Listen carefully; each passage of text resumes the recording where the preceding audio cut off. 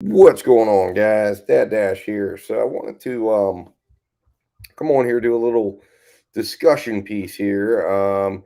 If anybody has any questions while I'm doing this, go ahead and put your questions there in the chat. They will certainly come by. And I just want to talk about Spark and what my experience has been, and give you guys a few tips and tricks because it's been, in my opinion, a game changer for me. And I just want to kind of give you guys some, reflections and just some thoughts on Spark as a whole, recommended tips and approaches, because I've learned a lot in the last couple weeks, and I'm hoping that it stays as good as it's been. As with all aspects of the gig economy, you've got to have a strategy, and you've got to be able to apply that strategy. Um, and make sure that that strategy is being worked all the time, because if you're not doing the strategy, then you know you're going to probably more likely than not struggle, because just like with everything else in the gig economy, there's a way the app wants you to do it, and then there's a way you're allowed to do it as an independent contractor and a business person. And as I have always said, that you are running a business, you are a gig business operator. Hence, why you should have as many options and opportunities available to yourself as possible in the form of these apps, and that you should work them in the most profitable way. And I think if you caught my weekly recap, you should have seen that. Uh, you know, I the last week I had utilizing Grubhub, Uber Eats, DoorDash, and Spark allowed me to earn more money in less time than I've ever done this entire experience that I've had. So, just it's just been an incredible experience. So, um, that to me, I think that's just very significant. So I wanted to bring that out, and just kind of go over. So the first thing I want you to know about Spark is there are several components to it.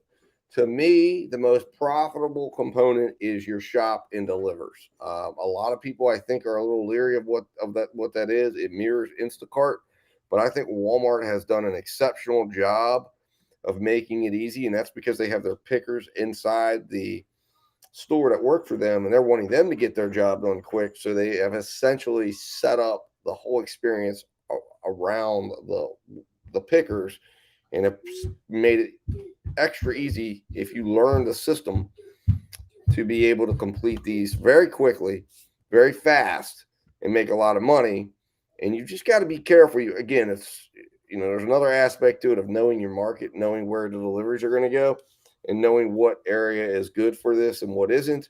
And obviously, what I do, because they give you plenty of time to accept the order, I will look up the address, and I will look at the Google Street View of the place and make sure, number one, that it's going to be a good place to deliver groceries. Looking at the size, if it's a larger one, especially, I want residential.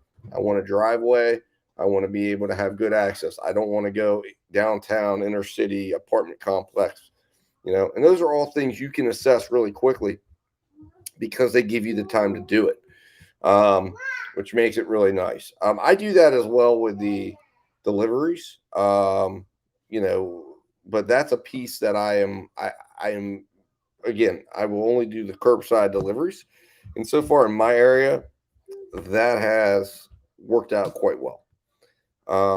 Because to me, the curbside deliveries and the shop and delivers are the area you're going to make the best money. Now, I have not done what they call a round robin, or where you're doing like 12. They take like little mini orders and they stream them together into like 12, anywhere from 6 to 12 to 15. I've seen as high as 19 drop offs.